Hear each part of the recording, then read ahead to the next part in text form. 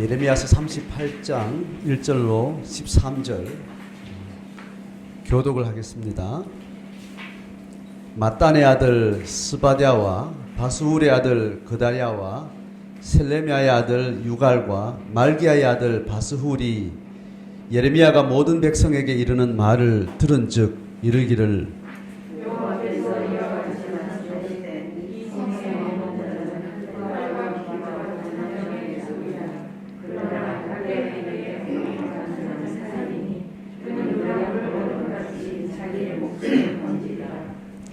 여호와께서 이와 같이 말씀하시니라. 이 성이 반드시 바벨론의 왕의 군대의 손에 넘어가리니 그가 차지하리라 하셨다 하는지라.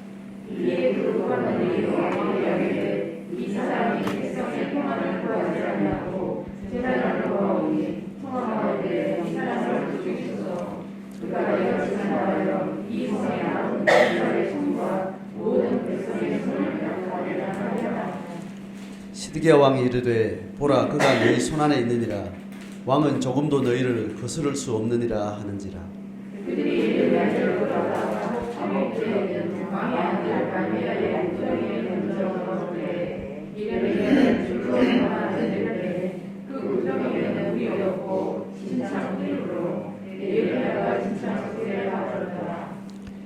왕국 내시 구스인 에벤멜렉이 그들이 예레미야를 구덩이에 던져 넣었음을 들으니라. 그때에 왕이 베냐민 문에 앉았더니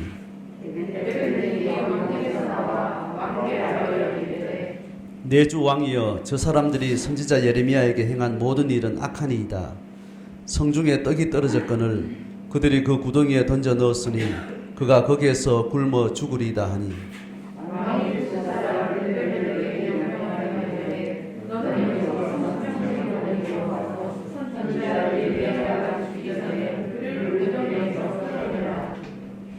에벤멜렉이 사람들을 데리고 왕군 곳간 및 방에 들어가서 거기에서 헝겊과 낡은 옷을 가져다가 그것을 구덩이에 있는 예레미야에게 밧줄로 내리며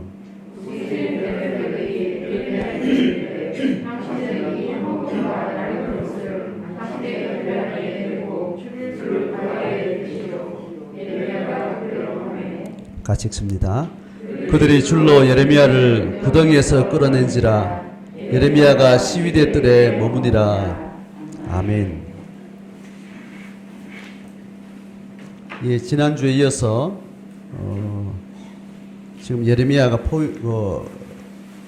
포위된 이스라엘 성의 어떤 위급한 상황 가운데 예레미야가 계속 사역하는 내용을 오늘 또 소개하는 장면입니다. 지난주 상황에는 예레미야의 사역에 대해서 왕이 적극적으로 반대하고 공격하고 또 예레미야를 체포해서 벌을 주려고 하는 그런 아주 주도적인 그 모습을 보여줬는데 오늘은 약간 톤이 또 이제 다른 모습을 다른 측면을 보여줍니다. 그러니까 이제 왕도 예레미야의 예언에 대해서 긍정 혹은 부정의 마음들이 왔다 갔다 하는 어떤 그런 분위기가 있었던 것 같고 고관들도 전체 분위기가 한 방향으로 이렇게 쏠리고 저리 쏠리고 이제 이렇게 했던 게 아니고 고관들 신하들도 여럿이 있었을 텐데 어떤 신하들은 예레미야의 어떤 친바벨론적인 그런 예언에 대해서는 어느 정도 수긍을 하는 그런 마음이 있었던가 하면 또 어떤 신하들은 아주 강력하게 애굽편에 있어서 바벨론 군대에 대해서 저항하려고 하는 이제 그런 이제 분위기가 있었던 걸로 이제 전체 흐름을 통해서 좀 보게 돼요. 오늘은 왕의 예레미야를 향한 그 입장은 굉장히 조금 우유부단하고 약간 어정쩡한 그런 입장을 취하는 어떤 분위기예요. 그런데 오늘 본문을 통해서 이제 드러내는 어떤 핵심은 뭐냐 하면 예레미야를 핍박하고 죽이고 제거하려고 하는 그런 고관들의 어떤 전체 분위기 아주 강력한 반바벨론적인 친애국적인 어떤 그런 정치적 입장을 가지고 예레미야를 대응하는 지금 이 신하들의 어떤 상황을 좀 보여줍니다. 자, 지금 상황, 현재 상황은 이제 예루살렘을 포위했던 바벨론 군대가 애굽의 원군의 출정 소식을 듣고 애굽 군대를 또 맞이하기 위해서 포위를 살짝 푼 상태에 그 기간 동안 있었던 상황입니다. 자, 그때 2절에 보면 예레미야가 이제 그 상황 가운데 백성들에게 이제 이야기를 하는 겁니다. 포위가 잠시 풀렸지만 다시 저들은 올 것이고 이 바벨론의 포위 전쟁에 대응하면 다 멸망한다. 다 멸망하고 예루살렘 무너지고 불살라지고 그래 되니까 우리는 바벨론 군대에 항복해야 된다. 자, 이런 메시지를 이제 백성들에게 이제 전하는 거죠. 이 성에 머무는 자는 여호와께서 말씀하시되 칼과 기근과 전염병에 죽을 거다. 갈대아인에게 항복하는 자는 살 텐데 노량물을 얻음같이 자기 목숨을 건지게 된다. 노량물을 얻는다는 것은 횡재를 한다는 어떤 그런 의미예요. 갑자기 로또가 터지는 것 같은 노량물을 얻는다는 것은 그런 마른 하늘의 어떤 자기의 어떤 이제 복을 받는 이제 그런 어떤 분위기를 이야기하는 겁니다. 그러니까 다 죽을 수밖에 없는 그런 상황인데 목숨을 건지게 될 거다. 이제 그 이야기를 이제 하는데 이야기를 고관들이 들은 거예요. 이 고관들은 적극적으로 친애굽의 입장에서 반바벨론적인 어떤 그런 태도를 취하는 자들입니다. 자, 이들이 왕한테 와서 이렇게 말합니다. 이 사람이 백성의 평안을 구하지 않고 재난을 구하니까 이 사람을 죽여달라고. 자, 이 입장이 굉장히 강경하죠. 그리고 그들에게 평안은 적어도 바벨론의 수하에 들어가지 않는 것, 바벨론 밑에 우리가 항복에 들어가지 않는 것, 그리고 애굽을 의지하고 우리가 여기를 굳건히 지켜내는 것, 이것이 우리의 평안이다. 이렇게 굳건하게 이제 믿는 이제 입장을 지으면서 이야기를 하는 겁니다. 그래서 백성들에게 재난을 계속 재앙을 계속해서 가르치고 있으니까 죽여달라고 아주 강경하게 얘기를 하죠. 자, 그때 시드기야 왕이 어떻게 대답하는가 하면 보라, 그가 너희 손안에 있느니라. 왕은 조금도 너희를 거스를 수 없느니라. 이렇게 말해요. 그러니까 왕의 입장이 지금 강경한 이 반바벨론 입장의 신하들 앞에서 어떤 것도 자기의 어떤 분명한 입장으로 왕이 어떤 주장을 하거나 어떤 결정을 할 수 있는 그런 입장이 아닌 그 자기의 나약한 상태를 설명을 해요. 표현이 이런 거예요. 왕은 조금도 너희를 거스를 수 없다. 왕은 사실은 모든 백성들의 중재를 모아가지고 어떤 결정을 하고 어떤 결정에 대한 책임을 지고 이렇게 해야 될 입장인데 이 시드기야 왕이 신앙적으로도 심리적으로도 정치적으로도 굉장히 무책임하고 또 무능한 어떤 태도를 보여주는 거죠. 지난 본문에서는 시드기야가 적극적으로 예레미야가 예언한 그 예언의 두루마리를 불사르고 막 이렇게 하고 신하들은 말리고 이렇게 했던 분위기가 있었죠. 아마 이때 신하들은 적어도 왕이 예레미야를 구금하고 죽이거나 할 것에 대한 그 염려 때문에 그들을 숨기는 어떤 그런 역할도 해요. 그러니까 아마 지금 이 전체적인 맥락에서 드러난 것은 아니지만 예레미야에게 조금 긍정적인 입장의 신하들도 있었던 것 같고 오늘 본문처럼 강경한 입장에 있었던 사람들도 있었던 것으로 보여지는 겁니다. 자, 그렇게 해서 왕이 허락하니까 이제 감옥에 가두고 구덩이에 진창이 있는 뻘이 있는 그런 구덩이에 넣어놓고 이제 감금을 시킵니다. 자, 이 사실을 7절에 보면 어떤 한 사람이 소개되는데 왕궁의 내시라고 이야기해요. 이 내시는 언어적으로요 생식 기능을 절개한 이제 그런 표현의 단어로 불려지는 이름이에요. 이해가 되시겠죠? 고대 국가의 여러 가지 상황에 따라서 왕의 직무를 돕고 하는 기능적인 어떤 역할로서 내시라고 부르는 사람이 있는가 하면 실제로 우리나라 조선시대처럼 생식 기능을 제거하고 그렇게 권력과 또 어떤 사회적 어떤 지위의 어떤 그 여지를 다 박탈한 채 왕의 권력 밑에서 수발하도록 하는 이제 그런 식의 내시들이 있었는데, 오늘 이 유다 사회에서 어떤 내시가 그런 상태의 사람이었다는 것을 이 여기서 말하는 내시의 원어적 표현이 그런 거예요. 자, 어쨌든 그런 내시가 구스인이라고 이야기합니다. 구스인은 지금으로 말하면 에디오피아의 사람을 구스인이라고 해요. 지금 고대 사회, 지금 애굽 근처에 있는 아프리카 쪽에 있는 이디오피아의 그 어떤 사회적인 국가적인 위치가 상당히 영향이 있었고, 그들이 혈통적으로는 흑인이었지만 애굽 사회에서 굉장히 많은 역할들을 하고, 그래서 이스라엘 쪽에서 애굽 사람 중에 어떤 교류가 있는 특별히 혈통이 다른 흑인으로서 한 인물들은 특별히 눈에 드러나기 때문에 구스인이다 계속해서 성경에 그렇게 이제 표현을 합니다. 자, 그러니까 에디오피아의 사람 그 흑인인데, 그래서 구스인인데 그가 내시가 됐다라는 거예요.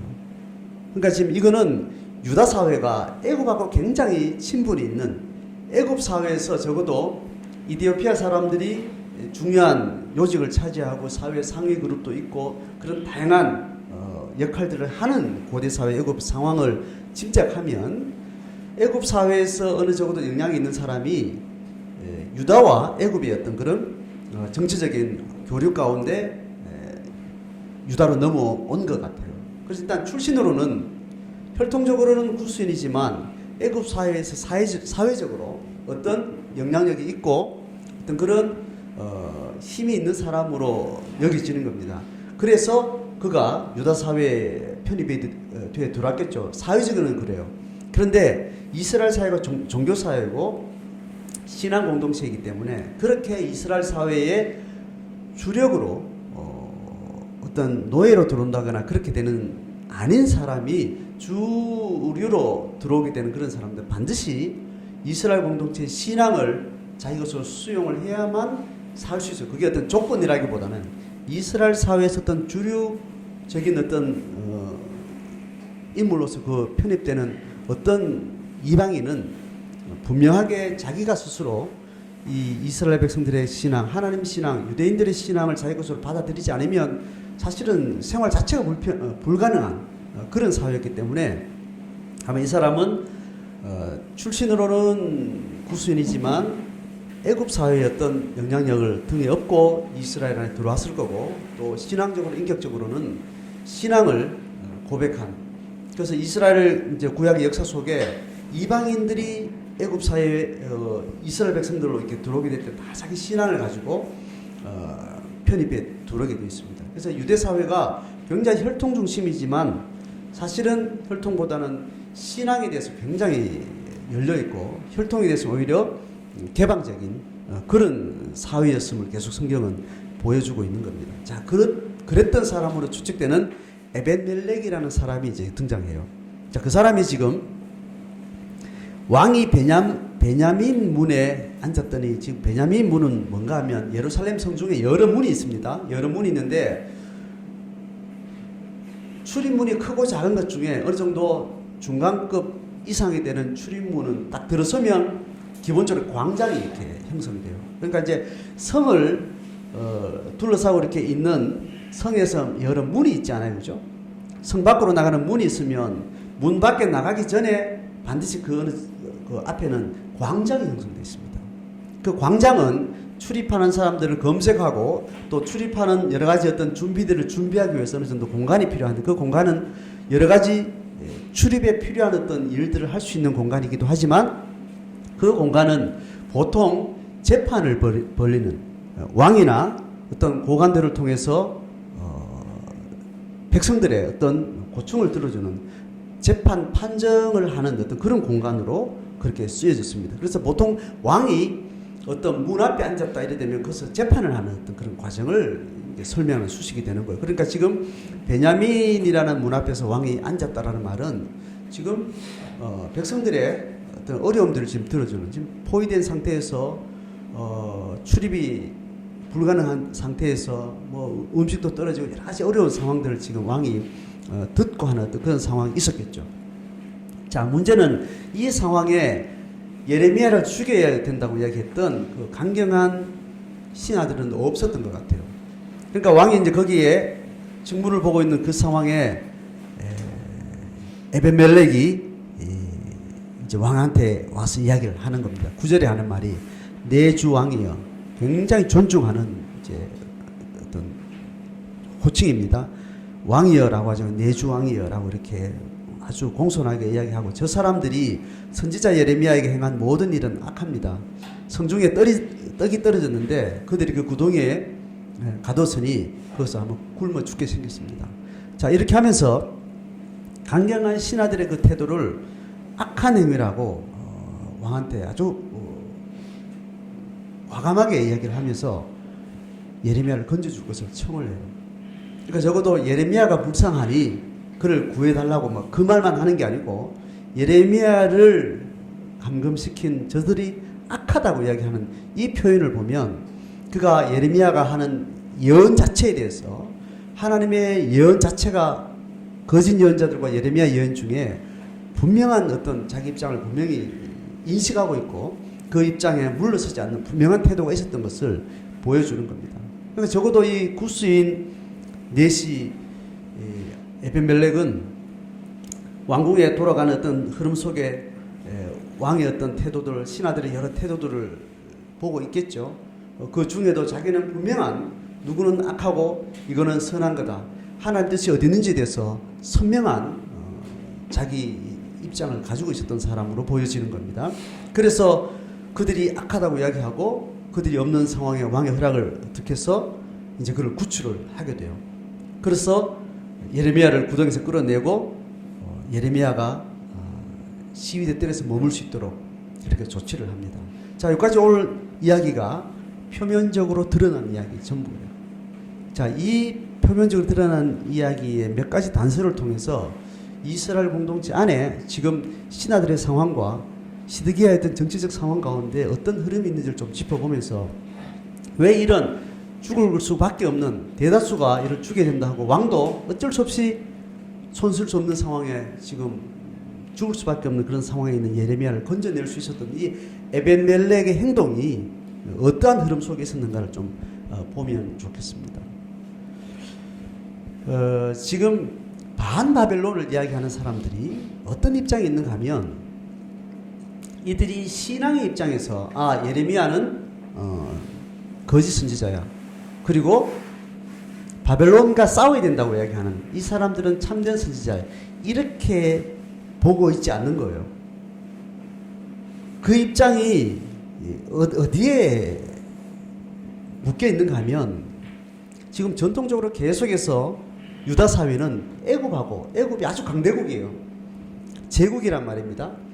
애굽의 강력한 제국의 힘과 연결되어 있는 유다의 정치적인 흐름 가운데 친애굽파라는 것은 그 사회의 굉장한 주력이고, 또 신하들 중에 친애굽을 주장하고 친애굽에 대한 어떤 주도적인 역할을 하는 신하들은 많은 정치적인 국가 간의 교류 가운데 기득권을 가지고 그 기득권이 주는 많은 단맛을 즐기는 사람인 겁니다.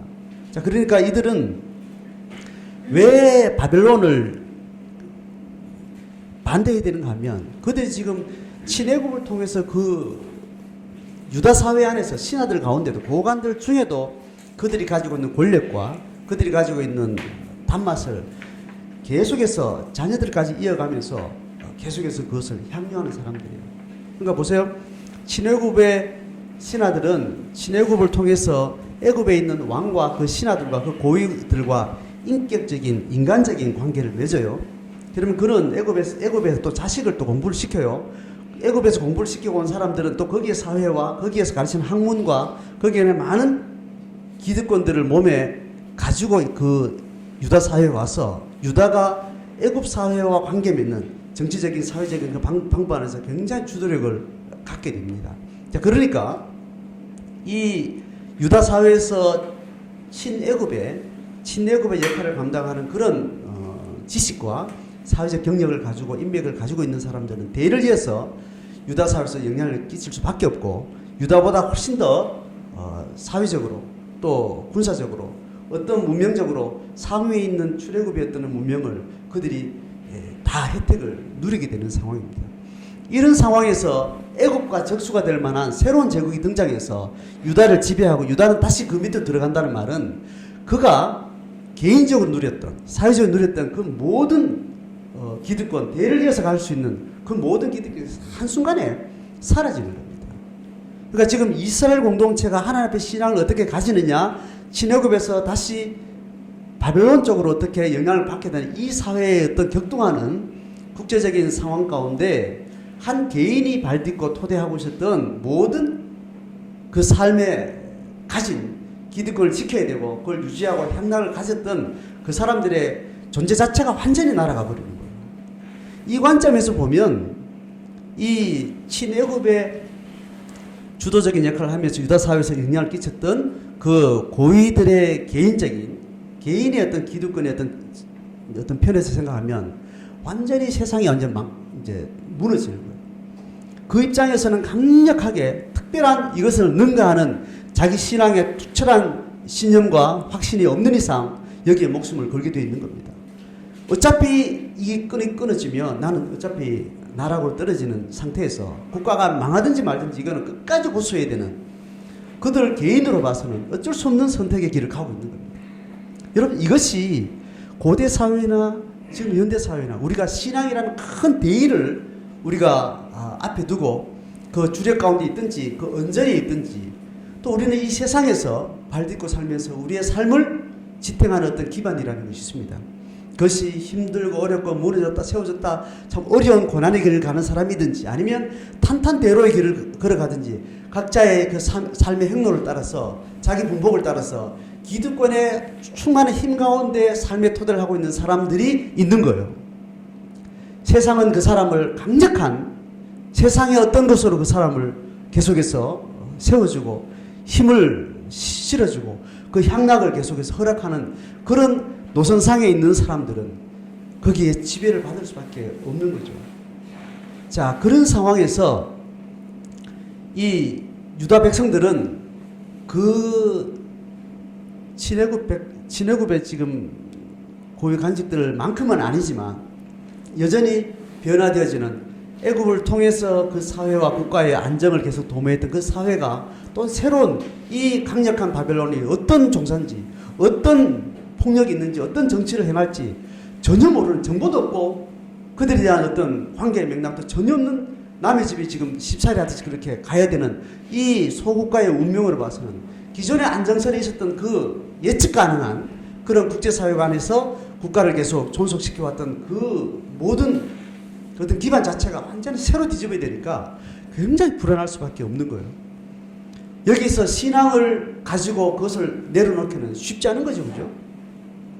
자, 여기서 고대 사회나 지금 우리 사회나 신앙이라는 이 가치를 붙들고 우리가 지금 오르막도 가다가 내리막도 가는 인생 가운데 큰 파도 속에 변화무쌍한 우리의 삶의 위기들을 긍정적으로 적극적으로 받아들인다는 것은 쉽지 않은 겁니다. 신앙의 대의가 강력하게 우리를 붙들고 있다 하더라도 우리가 안정적인 사회에 있을 때는 이 삶이 나를 붙들고 있는지 신앙이 나를 붙들고 있는지 애매할 때가 많아요. 그래서 구약성경에 계속 이야기하잖아요. 하나님이 네 무기를 달아본다고요. 저울에 달아봐서 저울에 네 참된 가치가 어디 있는지 네 참된 신념이 어디 있는지 네 참된 고백이 얼마나 삶의 진정성 있게 가지고 있는지를 무게를 달아보는 것은 그동안 있던 기반을 하나님께서 집어치워버리면 그 무게가 달려지는 겁니다. 내 몸담고 있었던 삶의 어떤 기반들이 무너질 때 그때 이보다 더 큰 신앙의 가치라는 것을 내 인지 속에 있었고 고백 속에 있었고 그것이 참된 진정성 있는 내용이었지만 그 힘이 얼마나 되는지를 하나님이 달아본다는 거죠. 자, 이스라엘 백성들이 지금 친애굽이냐 반바벨론이냐 친바벨론이냐 이런 흐름 속의 맥락은 그 조금의 상황으로 조금 더 들어가 보면 충분히 이해가 되는 거예요. 이스라엘 백성들이 신앙 없었던 공동체도 아니고 예배를 드리지 않았던 공동체도 아니고 율법에 대한 지식이 없던 것도 아니고 그들의 신앙 정통은 정말 세계사에 유명한 그런 엄청난 신앙의 어떤 그 역사들을 가지고 있는데 그들이 그렇게 500년의 역사를 지내오는 동안 국가와 사회가 자연스럽게 그 시간의 역사 속에 진행되는 동안 그것이 어떤 축적된 역사의 과정을 통해서 지금 현재를 지금 붙들고 있는지를 그들도 모르는 상태에서 지금 그 길을 가고 있는 거죠.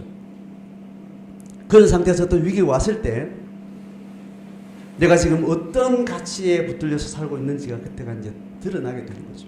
이스라엘 사회는 전체는 이 몸살을 앓고 있고 그 몸살을 앓고 있는 상황에서 왕은 왕의 입장대로 백성들은 나름대로 친애굽은 친애굽대로 친바벨론대로 거짓 예언과 참 예언이라든 신앙의 이름으로 혹은 사회적인 어떤 영향력의 어떤 구조 안에서 굉장히 몸부림을 하고 고민을 하게 되는 거죠. 그러니까 단순하게 이들이 예레미야가 말해서 신앙이 없어서 우상을 섬겨서 뭐 그렇게 단순한 문제가 아닌 겁니다.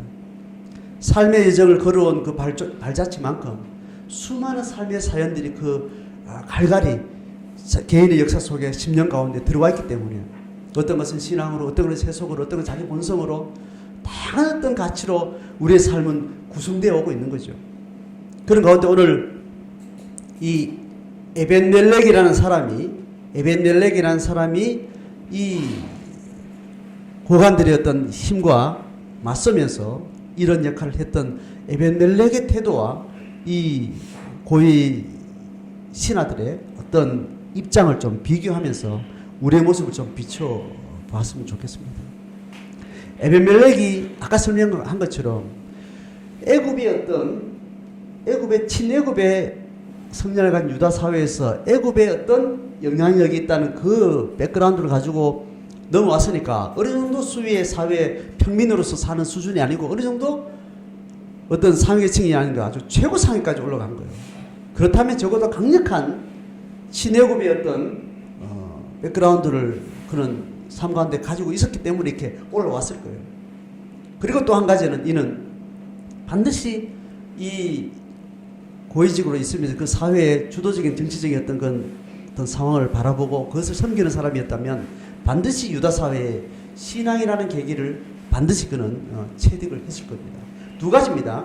신앙 없이 백그라운드를 완전히 세속적인 백그라운드를 가지고 유다 사회의 친애굽이라는 어떤 그런 자기 어떤 전적을 가지고 유다 사회의 아주 고위 관직으로서 기득권을 누리고 있었던 사람이거나 아니면은 애굽의 어떤 사연으로 해서 오긴 했지만 강력한 신앙으로 그 자리를 지켰거나 두 가지예요. 그렇지 않겠어요, 그죠? 근데 오늘 예레미야에 한 태도를 봐서는 그는 친애굽이라는 그 백그라운드는 사실은 부수적이었고 그가 그 자리에 있었던, 그 자리에 올라갔던, 그 자리에 계속 있었던 강력한 힘은 적어도 이스라엘 공동체가 지향하는 하나님을 향한 참된 신앙을 자기 신념으로 가졌기 때문에 구수인의 혈통도 내다버리고 친애굽의 애굽 사회였던 것도 자기 다 버리고 이 사회에서 적어도 중요한 직임을 감당하면서 적어도 여기까지 왔을 거라는 거죠. 그렇다면 이스라엘 공동체 같은 왕의 집권에서 내시로서 혹은 또 고위 간직으로 있는 이 사람들의 입장에서 어떤 사람은 애굽의 출신이면서도 애굽의 어떤 근거를 다 버리고 이스라엘 공동체에 들어와서 자기 태어난 어떤 전적과 전혀 상관없는 다른 민족의 다른 국가의 그 신앙의 가치 앞에 자기를 새롭게 만나고 그 신앙으로 그 사회에 적어도 자기 주어진 길을 걸어가고 있었던 거예요. 그런데 동일한 고위간직에 있는 다른 신하들은 그가 태어난 공동체는 유다 사회고 이스라엘 공동체의 그 혈통을 가지고 있지만 그들은 이 사회가 가지고 있는 사회적인 정치적인 문화적인 어떤 그런 기반보다는 다른 기득권의 것을 가져와서 그 사회에 어떤 자기 것을 향유하고 있었던 사람입니다. 우리가 같은 신앙의 언저리에 있지만 같은 신앙의 어떤 그림 가운데 우리가 들어와 있지만 그 앵글 가운데 들어와 있지만 우리가 그 전적이 우리가 어떤 출신의 어떤 우리의 어떤 기득권의 어떤 과정들을 정리하고 내가 이 자리에 서 있는가가 굉장히 그 사람의 현주소를 설명할 수 있는 신앙의 참된 면모를 확인할 수 있는 그런 모습인 거죠. 그래서 주류였던 고위간직들은 거기서 사실은 신앙의 껍데기를 가지고 있던 사람이었고 다른 알맹이를 붙들고 그 자리에 살아갔던 사람이고, 비주류였던 이 구스인 에벤멜렉은 자기 그 과거를 다 버리고 새롭게 만난 신앙 앞에 신앙으로만 적어도 그 가치를 가지고 살았던 사람으로 오늘 이 상황 가운데 드러나게 되는 겁니다. 같은 고위 관직이지만 고위 관직을 추구했던 사람은 아니었던 것 같아요. 적어도 신앙을 추구하면서 이 사회에 들어와서 저 그의 백그라운드가 고위 관직까지 오게 했던 어떤 그런 흐름이 있었겠죠. 오늘 우리의 삶을 이렇게 돌아보면 우리 왜 이 사회에서 하나님 허락하신 각자 재정적인, 사회적인, 뭐 여러 가지 지식적인 사회 나름대로 이 땅이, 이 세상이 제공하는 좋은 것과 나쁜 것의 어떤 다양한 측면을 우리가 삶으로 가지고 있으면서 그것 이상으로 하나님 아버지를 향한 신앙의 가치 앞에 자기를 다시 세웠을 때 내가 인간적으로 가지고 있는 이 모든 향유하는 것과 향유하지 못하는 다양한 어떤 긍정, 부정적인 삶의 어떤 자기 어떤 그 소유권을 어떻게 하나님 앞에 정리하고 있는가, 이것이 너무나 중요한 거죠. 그랬을 때 이런 내 삶의 어떤 지각 변동이 일어나고 내 삶의 어떤 상황이 완전 뒤집어지고, 그렇게 했을 때 내가 신앙의 견고한 가치 앞에서 서서 이 상황을 충분히 내가 넘어서고 하나님의 신앙으로 내 입장을 명확하게 고백하고 나갈 수 있는 그런 힘이 생기는 거죠. 적어도 내 삶 가운데 의도치 않게 친해급의 사람 가운데 잘 사는데 여기는 떠나가고 새로운 이름도 모르고 주소도 모르고 근거도 모르는 이 사람이 나하고 어떤 관계에 맺을지 모르는 새로운 어떤 상대가 내 삶에 강력한 주도권으로 들어오게 될 때 내가 그것을 저항하고 과거의 것을 고수하고 그렇게 내가 붙들고 있었던 것을 내가 놓지 못해서 집착하는 그런 입장에 내가 살아가고 있을지 어떨지는 내가 지금 잘 돌아볼 수 있지만 사실은 상황이 닥쳐야 사실은 자기도 발견하게 되고 서로가 발견하게 되는 거죠. 우리는 이런 개인적인 상황, 사회적인 상황 가운데 우리는 서 있습니다. 개인적으로는 다양한 상황들이 흐름 속에 우리는 이제 있겠죠. 이 사회적으로는 이 우리가 살고 있는 이 대한민국 사회는 전 세계가 함께 경험하는 코로나를 또 경험하고 있는 겁니다. 그리고 이 지구촌 전체는 환경 문제로 인해 가지고 엄청난 이제 이 산업 사회가 이제 붕괴가 되고 우리가 가지고 누렸던 이 모든 산업 사회, 이 자본주의 사회가 주는 모든 삶의 어떤 좋은 것들이 이제 점점 기후 변화며 다양한 어떤 세계적인 상황들을 통해서 이제 내리막길을 지금 가야 되는 그런 상황 가운데 또 놓여 있는 다양한 상황들이 어떤 층위별로 이렇게 있는 거죠. 그런 것들 우리가 대응하면서 내가 이런 변화무쌍한, 내가 감당할 수 없는, 또 내가 예측할 수 없는 그런 삶 가운데 내가 지금 떠밀려 들어갈 때 정말 내 삶을, 내 생명을 주관하는 하나님 앞에 내가 어떻게 내가 붙들려 있는가, 내 신앙의 무게를 달아보게 되는 거죠. 그런 입장에서 우리는 이 신해급의 고위 관직자들처럼 우리는 적어도 이 땅이 주는, 이 세상이 주는, 대한민국 사회가 주는, 내 개인의 라이프 스토리가 주는 이 땅에서 줄 수 있는 많은 나를 지탱하는 어떤 향유할 만한, 자랑할 만한, 또 나를 계속 그렇게 존재케 하는 어떤 그런 것들이 단맛들을 우리 또 가지고 있습니다. 이것을 우리는 돌아보지 않으면 우리는 순간 이것이 빼앗길 위기가 되면 우리는 그것을 놓지 못해서 그것을 강력하게 붙드는 그런 힘에 시달리게 돼요. 어떤 그런 싸움에 그것이 이게 눈에 보여지는데 내가 그 놓아야 되는지 말아야 되는지 이걸 싸우는 사람도 있지만 이 힘이 나를 붙들고 있다는 게 지금 간파가 안 되는 사람도 있어요. 딸을 시집 보내고 아들을 장가 보내고 하면서 내가 아들을 사랑한다, 자녀를 사랑한다라는 것으로 지금 내가 얘한테 지금 집중하고 있는 건지, 아니면 내 아들과 딸이 나를 존재케 하는 그 어떤 힘에 내가 지금 붙들려서 거기에 지금 내가 붙들려 지배를 받고 있는 건지, 돈이나 자녀나 어떤 변화되는 어떤 자기 삶의 생애 주기를 따라 변화되는 상황 가운데 내가 이것을 집착하고 있는 건지, 아니면 내가 그것을 그냥 주목하고 있는 건지, 아니면 거기에 내가 지배받고 있는 건지, 그것이 보여지는데 그것과 싸우는 사람이 있는가 하면 이게 보여지지 않아서 나는 그냥 내 속대로 그냥 가는 거예요. 그게 지금 내 의지대로 가는 것 같은데 사실은 나도 모르게 누군가 나를 붙들고 있는 거예요. 자식이 나를 붙들고 있고 돈이 나를 붙들고 있고 그냥 지내왔던 그 삶의 관성이 나를 붙들고 있는 거를 모르고 그냥 나는 그냥 이런 느낌이 들고 저런 느낌이 들고 이런 소원이 있고 저런 마음이 있으니까 그냥 그 마음대로 그냥 가는 사람이 있는 다양한 측면이 있겠죠. 개인마다 다르지만 우리가 삶의 어떤 위기들이 왔고 마음의 어려움이 왔을 때 그 어려움의 정체가 진짜 나의 욕구인지 나의 욕망인지 하나님 앞에 신앙을 가진 사람의 욕망인지 아니면 내 속에 있는 인간적인 탐욕과 죄성의 어떤 욕망인지 구별하는 일들이 우리 가운데 쉽지 않습니다. 그렇지만 우리는 계속 깊게 들어가서 눈에 보이는 표면적으로 드러나는 내 정서와 감정과 상황 그 이면에 있는 여러 가지 상황들을 잘 헤아리고 분별하고 또 그것을 잘 지체들을 통해서 또 누군가를 통해서 내 상태를 잘 분별하는 일들이 필요할 것 같습니다. 적어도 우리는 그런 영적인 어떤 싸움을 통해서 내가 보이는 현상, 이면에 있는 나의 영적 상태, 내 심리 상태, 나를 지배하는 다양한 어둠이 나를 붙들고 있는 여러 가지 가치나 관성에 대해서 우리는 잘 헤아리면서 적어도 에벤멜렉과 같이 어떤 위기 상황 가운데 내가 그동안 붙들고 있던 신앙이 강력한 자기 욕구가 되고 욕망이 되고 분명한 자기 가치관이 되어서 의지를 결정해 나가는데 추워도 흔들림 없이 하나님 앞에 그렇게 붙들려서 걸어가게 되는 그런 우리의 신앙이 되기를 바랍니다.